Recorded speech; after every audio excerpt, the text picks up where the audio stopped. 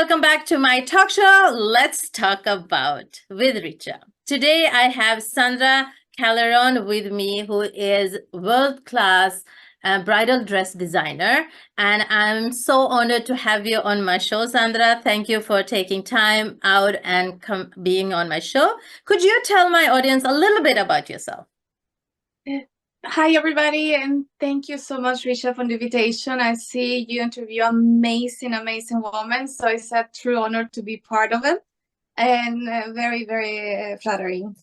Where can I start about my story in the bridal in the business? Started like 25 years ago, which I normally now I don't like to say because then people are adding my age. But it started in the United States in a very small bridal shop first. And I was just lost. I was this is my heaven. This is my, I was just, and then all the memories are coming that I kind of have this since I was a little girl with all the drawings of dresses. But my solo journey started a few years after I arrived to Norway. Go figure, new country, new language, new everything, and then I have to start in business. But it was almost something like the business found me. Yeah. But beyond all the fears and everything, my passion for it was so tremendous that I have to step in, and basically started because I found out in Norway you're not allowed to work more than a certain amount of hours for your employee. And then brides were requesting me, and I can't say no. I love them so much. And then suddenly my boss come and say, Sandra, you're not allowed to work this amount. What are we gonna do? And then the idea started that the only way I could work this much was if I was my own boss. And of course, my husband was so nervous about it. And I was too, because I was new, but I knew it was not an option for me. I knew I had to do it. Yes, I was afraid. Yes, I had so many things I needed to learn. But that was, to me, it was like, this is it. This is what I have to do. So first I started with 50% employee, 50% self-employed. And wasn't too long before we realized that and my husband too saw the potential in the business. And I quit my job, but I still working side by side with the bridal shop. And the person who hired me when I first arrived to Norway, then she decided to retire. It was a major setback too, 2 years ago, where I had one girl that was dreaming about bridal and fashion and everything. And I just know the industry being a bit hermetic and a bit difficult to get into. And she seems to be amazing, talented, not experienced, but somewhere you have to find experience, somewhere you have to start. And then I let her come hang around, talk to the brides and stuff. And little did I know, they wanted my job. They wanted my position. So it's a very long story that one day maybe we will go through in another show. But it was a big setup, and everyone that I knew turned their back to me. My employees were supposed to be contracted by this shop. So I ended up with no shop, no employees, and no friends. For everybody that I knew around me, I trusted. That was my friend, but I lost everything all at once. So at that time, I went, of course, into a major depression. And anxiety was very, very, very difficult. And this is why I would encourage anybody wanting to start a business to be sure that you love what you do. Because I don't see how you can survive if you don't. And even though my love for that, my love for bridal and fashion is so huge. It was very difficult because I didn't have that. My brides are like my daily medicine. So it was very, very, very, very difficult. But I had time to start focusing on my health. And then little did I know, I was diagnosed with ME, or fibromyalgia, on top of the depression and the anxiety. And at that point, you know, there's only so low you can get. And I my work, I miss friends and everything, but it was a time to turn things around. I even doubted my faith, everything. And one of those last shots you have at, yeah, I need to get together. I knew I need my brides. They are my babies, they are my princesses. I just didn't know how to get back to it. And luckily, I have to say, some prayers get answered and some miracles happen, because I have to spill it out. Sorry, Richa, but you were a coach I wanted for so many years. Even though when the business was flourishing and I had 16 brides a day, I didn't have the time. But at this point, if I had to be very clever on the people I allow in my life. And you as a coach and as a friend, I needed that, because you don't provide only advice about the business, you also about the mental health, everything, the whole combo. And that was exactly what I needed, because I could not just have a coach and say, yo, go get it, you know, without considering all the health involved. And that's where my circle of friends and family and support, not family, but the circle of friends and support changed. Here they came Frederick Bittman, which is has more experience than most people I know in the fashion and bridal industry. And he saw the potential in me that I had forgotten I had, the same as you. And between the two of you, it was a reminder of who I am, and also how freaking much I love this industry and my brides. Forget about the industry, my brides, because literally every one of them is my princess. And I always say I was born to dress princess. And I have them on the daily basis. So I have to take the opportunity to send a big thank you to Frederick, and also to you, for kind of seeing what I had forgotten, and the passion. I think you are onto something here, because there are many things, there are many layers to what you're saying. That, first of all, I'm sorry that you experienced this, this betrayal, you know, for somebody you trusted, and take everything that you built and you're left with nothing. I can understand how that feels. You know, I can truly understand it. I think that's why we connected also. But the good part about it, you know, if we have to look for something positive in everything that happens, is that if you know your stuff, you can build it again. You know, nobody can take away your experience. They might take away your products, they might take away your company, but you can build it again, you know, and that confidence, you know, can only come from losing it all. Yeah.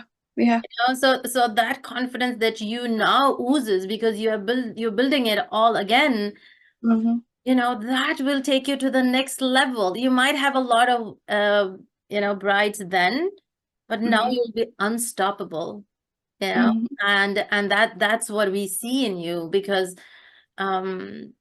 making it once is, you know, anybody can do that, but losing it and making it again, that is where the experience of business comes. And I guess that is why I think we connect, because we had the same experience. But when you say that, I also work not just with the business and say just go and get it, because I've also lost it once and I built it again, you know. And I know when you're building it again, it's not just about pick yourself up and go and get it. It's actually, you have to get the mental, the physical, the emotional, the spiritual, everything in place in order to go and get it. And the hunger may not be the same, but the drive is still there. So I think it's an amazing thing, and Frederick is amazing. So yeah, you're lucky to have people like him in your life. I am very, very lucky, because when this you know, when I started my business in Norway, I was working with a 500 kroners IKEA machine. And then when I got the first earned money, I got a more decent machine, but I never invested in fancy like many others have done. And this is something super important. People think you invested this much money in fancy machines and then you got it. No. And then when things happened, all my machines, absolutely everything was taken away from me at the moment. And I just had this 500 kroner plastic machine from IKEA at home. And with that machine, some of the brides that went to rescue their dresses came to me, and from my home back to my 500 kroner machine, it started to help the ones that wanted to help me and trust me, because at that moment it was so chaos and nobody knew who the bad guy was. And then you and Frederick again came and reminded me that I started with this 500 plastic machine from IKEA. And I am started again. What's the difference? You know, the difference. And you had helped me so much too. Remember that now I come with experience also. And obviously at that time, all the people I surrounded myself was wrong, because there is a reason why none of them is in this new stage. Yeah. So I'm really, really, first you cry and then you understand why, because you become stronger. But the passion is, I don't know if it is possible, but I think even bigger to my job and my brides. And, you know, after my husband and kids and father, I think my brides are a huge part of my life and the reason I get out of bed and deal with body pain and things, their happiness. But there is so much to the business side that I wish to accomplish together with all the people, the amazing people in my life, including you. Because my dream, like I have mentioned to you before, is to found orphanage. And I'm very focused on the elder and children. So I really hope through my fashion and bridal career and business, I can one day build it enough to do more of this other dream or goal I have. It will happen more faster than you think, actually. But how do you define success? You know, what does success, you know, mean to you, and how does it look? Success to me, I think it comes from doing what you love. And doing what you love, and then going to bed with a smile and peace in your heart. Yeah. The satisfaction that you have done, that you spend the day doing the things you love.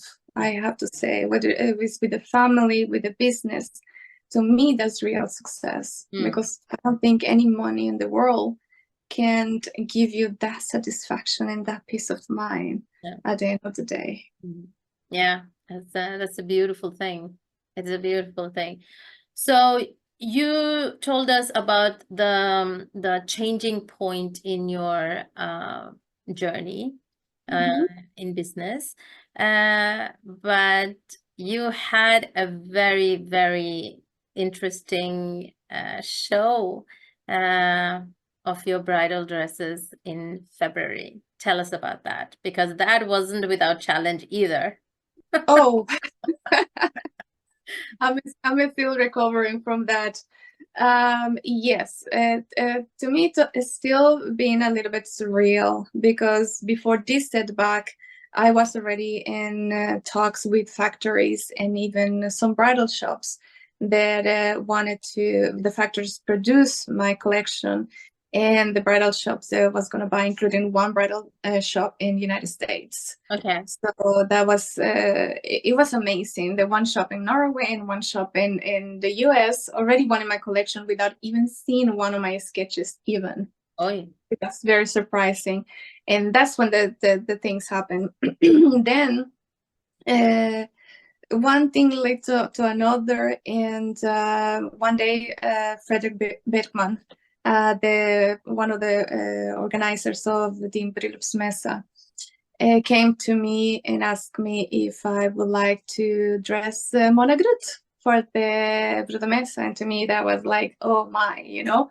Tell us about who is Mona Gruth for our international viewers. First of all, I have to start saying that she's one of the most beautiful person I ever met. Definitely. And in 1992, she became Miss Universe. And the amazing thing is, she's still the only Norwegian who has ever won the title of Miss Universe. Wow. And there's, I mean, you can find her face and the hair color products and many jewelry. She's gorgeous. She's gorgeous, and she's very successful. And I have to say, physically, she's absolutely a goddess, you know. She's so beautiful. The dressing her, it was the only challenge is I almost didn't want to put a lot of fabric on that dress because she's so beautiful, you know, that I wanted to really show her off. And I'm very proud because this dress came to really, I was like, Sandra, is this, you know, I love her, she's gorgeous and everything, but am I so fascinated because it's my dress or because I really made it, you know, to show off the parts of her, and because she, you know, she's not 20, but she's still very young to cover so much and everything. So I was very proud, and people has responded very well for her dress. And there was this silk, beautiful, a color that is very special that I can still put my finger in the name of the color. But it suits her very well. And as I was working with the Mona Gruth's dress, Frederick approached me and asked me if I would like to present. He knew I was working on my collection, but I was not in a rush just yet to finish my bridal collection, and the factory was waiting for my sketches and patterns and measurements and everything.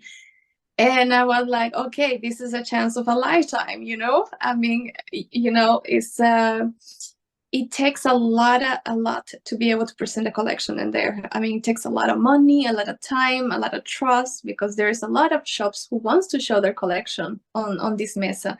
This Bröllopsmässa is like 700 people in it, and one of the most beautiful hotels in the Centrum in Oslo. Yeah, and there were a lot of big brands, like big designers who were presenting their collection. Yes, absolutely. So it was a true honor. You cannot say no when you have the opportunity and you can afford it. So I was really focused on Mona's dress, but then I started. Luckily I have started. You know, like when it's winter and there's not a lot of time. This is my passion. So I started working in a skirt or a top or something, but never finished because it was not priority. It was just for fun. And when that happened, I was like, okay, what I can do is send it to the factory so they can produce it for me. But the time frame was very bad. And even though paying rush and everything, the collection was gonna come very close to the date. 48 hours before the Bröllopsmässa, I heard that the gowns were stuck in Singapore. And there was New Year's celebration. Everything was locked. It doesn't matter how much you pay or do, the dresses were not going to come. So I think I went into the panic mode for 2 seconds. And before I talked to Frederick about it and Maria, I decided to brainstorm. This is where you have to get yourself together and find solutions before you present a problem. Correct. And then I went through all the dresses that I have started, the tops, the skirts, the bottoms, everything, and the materials I had at the moment too. And I pulled together the amount of dresses needed, or the idea of how it would be, because of course I needed to have it approved by Frederick and Maria. And then when I had something to present to them, I present the problem and then the solution. And they were like, well, this works. I have to say the dresses were not 1,000% what I would have hoped, because it But was they were amazing, you know. I just loved it. I love them all. You thank know, your you. collection was my favorite. And I'm not just saying it, but I love the small details of the orchids on it and the color. And you know, you sewed it all, you know, everything together. They was so complete. You know, I'm not even a bride, you know, I've been married for 20 years. After seeing your collection, it was like I was like stressing my husband to get married again. I was like, why can't we get married again? I just want to wear one of these dresses, you know? I can fix that. Give me his number right away. Yeah, but it was amazing. But 48 hours? Yeah, Oh my 48 God. hours. And I have to say, there was a moment that was very, very special that I have to share with you. And it's like Frederick, I call him a diva. Sometimes he can be a diva, but a good one. And but he knows people. He knows people and hearts and hard work. And he values hard work. And he knew that I had worked really, really hard to make this happen. And he pulled me when just before the show, he pulled me to the side to the catwalk and say, Sandra, I want you to look at this. And I was trying to hide, you know, like with all this, just starting to overcome the social anxiety. And he was like, you're going to walk in the catwalk when the energy. And I'm like, what? Me? What? And then he pulled me to see it. And that was so special. I didn't know at that moment, you know, it was so surreal. You know, you worked so hard, you had dreamed so much for this, you had hoped so much. When it happens, it's like what I told my brides, you're the only one missing your wedding because your state of mind, your emotions are in a different level. Yeah. So now thinking back, I have to really thank him for that moment, because even though I didn't feel it as it was happening, I think back now and I can flavor and savor that moment. And those are things that I think those are a small success that have to amount to help us keep through in the rough times. And so I'm extremely grateful, and thinking back about that. The details on the dresses were handmade silk flowers, from the same material as Mona's dress. So I thought it was super special, and to me it means a lot. That fabric has a story that I can't share just right now, but I was so pleased there was Miss Mona Grut who ended up with that dress. And there's more projects coming about an event which I would love if everybody in Norway can join us in September 22nd, where I'm gonna be dressed in this gorgeous Barbie doll again, which I have to give you an insight. When I was measuring her, I couldn't believe it. You know, I've seen this woman naked. She's literally perfect. I almost feel like, can I excuse myself and pinch her in one of those views? So, I mean, she's so freaking gorgeous and sweet as well. So I'm really looking forward to this September 22nd. And also, if we are talking about the business, it doesn't end with this collection, because another one has to come in the fall. And that's what one thing led to another and keeps on growing. And together with my business coach, I'm touching another project that is super, super exciting, which is synthetic leather goods. And one of the things that I always wanted to have too, it was, I like to offer the bride with everything she needs from head to toe. And I have done it for over 25 years. So it's a pleasure. And they come to me with the questions about what accessories, what this and what that. And I was so grateful to be in touch with this, again, family-owned business in India to be producing this collection. So it's going to be clutches for bridal and wedding party that I will be very excited to share all of it as soon as is in the process of it. So it's one more. And when you're presenting all of this, you know. We can Mm-hmm. see that all those years of experience are now, you are now reaping the fruit of that. Yeah, because now, even though you have, like, you just produced a line of bridal dresses in 48 hours. I mean, that in itself is an amazing achievement. But it wasn't just a production, just produce something and present it, because that was one of the biggest stages for bridal dresses. But there Yes, were Norway. quality, there were details, there were Mm-hmm. uniqueness, and it was just amazing. And then you have other projects going on. And when I asked you how does success look for you, you're saying, if I can do what I love and be happy about it in the evening, and that in itself shows that no matter how successful you are, it's the same type of feeling or the Mm-hmm. same type of experience that we're looking for, that Mm-hmm. contentment, and that is amazing. That's I mean, you're still going on and creating so many new products, so many lines, and Mm-hmm. you're just spreading your wings and then getting ready to fly.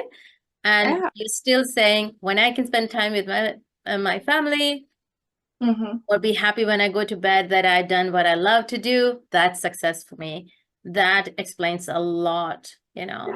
and that kind of success will only come when you had a long time of experience in business.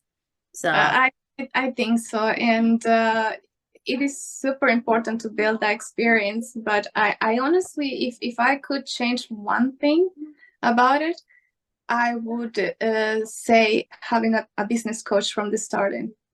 Because every entrepreneur, which I know many, and I know many, they wanted my job without being the ones who did it, and everybody at one point thinks they can do it better than you. And it is so much competition, it's so much things that you don't know. I mean, you can love so much this, but then comes the accounting, it can comes a lot of, I cannot even name it. It's just too many things that you need to know when you start a business, and having somebody to hold your hand through that, so you can actually focus on what you're best at. So you are a successful businesswoman, one of your kind, an amazing a designer, having so many projects, so many networks, and you're helping so many people. It's not just your brides, but you are always there for your friends and your family. You're the first one to, say, I can help you. And as you explained to us, you have some physical challenges as well, but you are an awesome mother as well. You have a family, two beautiful boys. How do you balance it all? How do you find the balance between your career, your social life, your family? I have to say again, I'm gonna sound like a broken record, but I cannot address enough the importance of doing what you love. Because my love for my children, it makes me turn off my phone and my business and be present for them, because no, I cannot be all day with them. So the time I am with them, I'm 100% present. And I think the one that has suffered a little bit in there, I have to say, is my husband. So Unfortunately, it is the husbands that have to take the heat. I guess, and also I have to say the fact that he is a great dad is so important. So it's not only being smart in business, you have to be smart in life and choosing your partner. Correct. And because if my children was not well taken care of when I'm not present, I couldn't do what I do.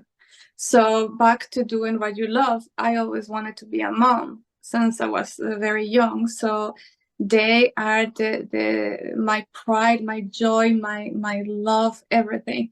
So when I know that I can't be there 24/7 with them, which is a good thing, because otherwise I would be a tremendous helicopter mother, then I take advantage of that time. And the same I do with my brides, because of my health and everything. It's a little different dynamic in here, and back to the broken record of doing what you love. That some days that normally I would say I would not get out of bed because I'm in so much pain and exhaustion, I push myself a little bit, and maybe the 5 first minutes with my bride, I'm just being polite, having this smile because I know the importance of her day and what she's wearing and how she's wearing it and my part on helping her. But it just happens that it's like 5 seconds later, and just have this energy from her, and she's getting energy from me and everything. And my husband is like, yeah, you're a different person after you're with a bride. I think he almost feels a bit jealous about it. No, I think he's thinking, oh, that's a good way to kind of boost your energy, and it's you're getting paid for it. Instead of paying for medicine, you are getting boosted and healed and uplifted by working. So for him, I think it's like it's a good thing. I think he's Yeah, absolutely. And I used to joke, I didn't know about the illness. I just knew something was wrong with me, but everyone knows there are some diagnoses, they are like almost impossible to be diagnosed or get any help from it. And the fact that before my setback 2 years ago, I was working like a mule 24/7. I was just going home for dinners and showers for the kids and homeworks and then back to work. And I was working some days until 5 in the morning. That situation made it even impossible for my doctors to diagnose me with something that is impossible. You cannot have this and work this much. What they never looked into is how much I love my brides, how much my job meant to me. And the thing is, this is why it's so, so, so important, because the time I spent with my brides, I would be in my feet up and down with measurements and being fully present for them. That takes a lot of energy. But then when I go and sit down in the sewing machine and work on her dress, I'm thinking about this beautiful girl that I just met and spent time, but I'm not that physically active, if I may say so. So it's really, really a key to find what you love and how to do it and how to coordinate the hours you spend in each. And that comes also to the children. Because then after being in the sewing machine, of course, I am a little bit tired and everything, but then I can still afford to be present for my kids. So back to the broken record.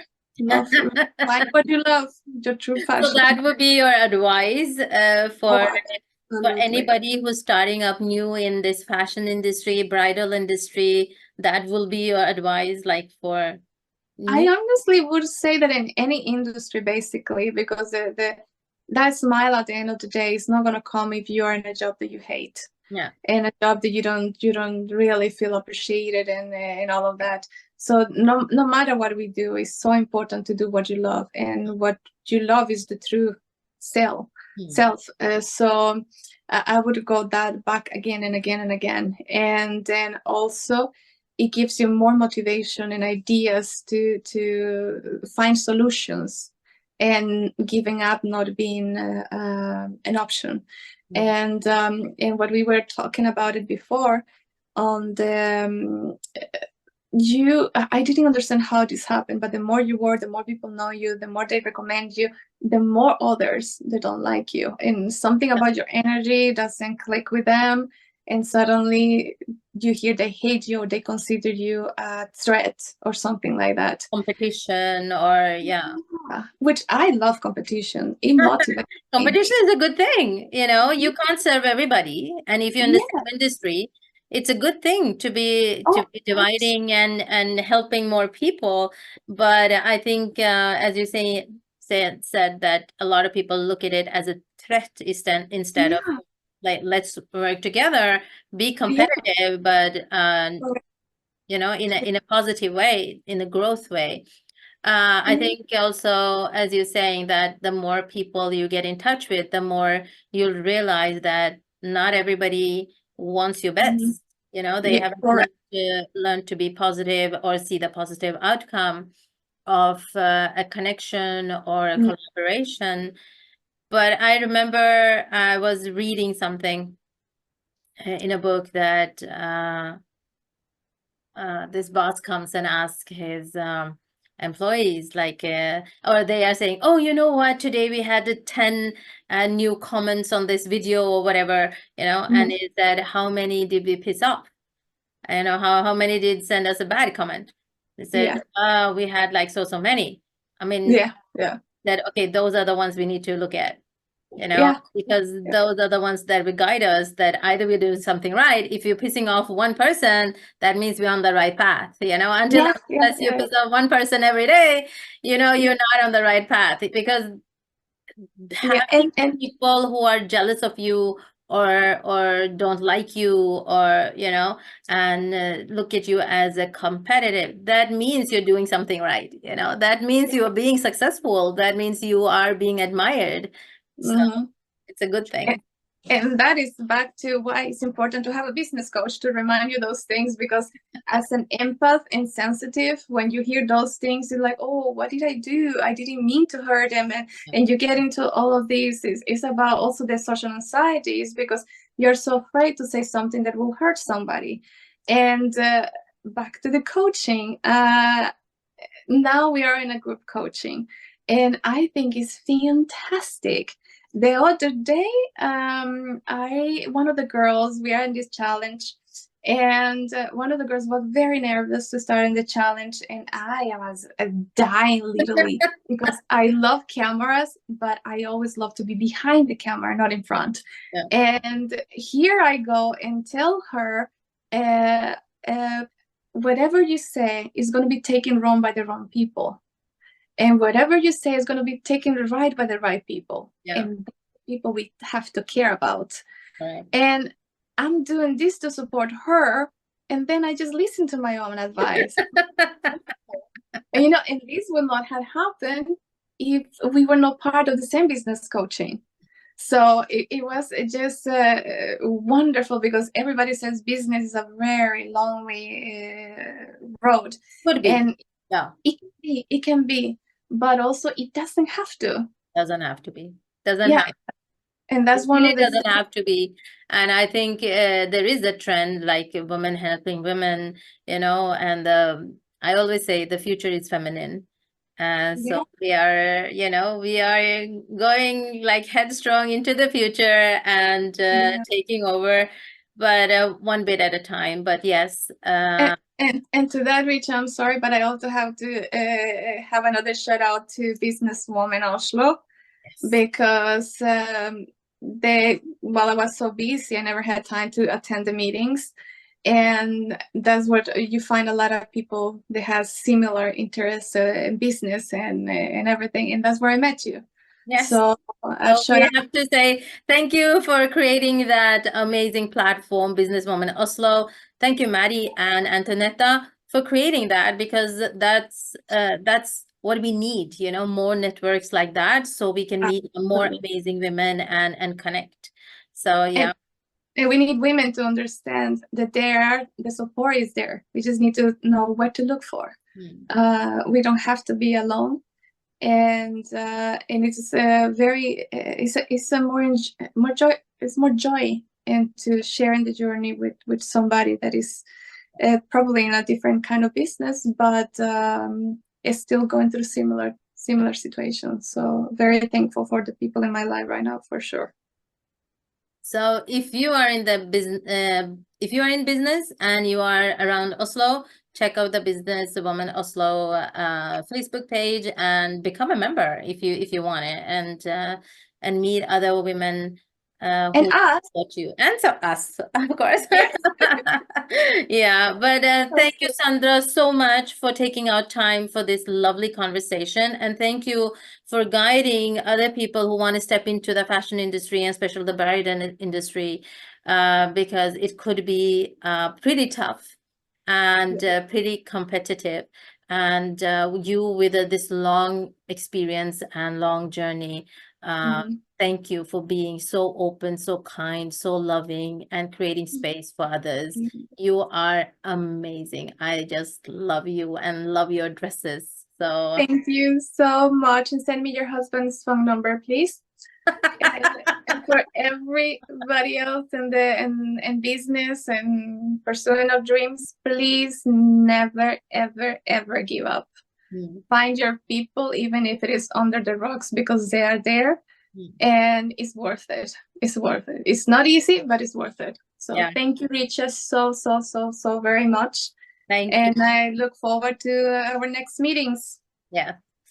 Okay, people, if you want to go and check out Sandra's social media handles, follow her and see the amazing projects she's coming up with, and connect with me as well. Until next time, take care of yourself and to others. Mwah.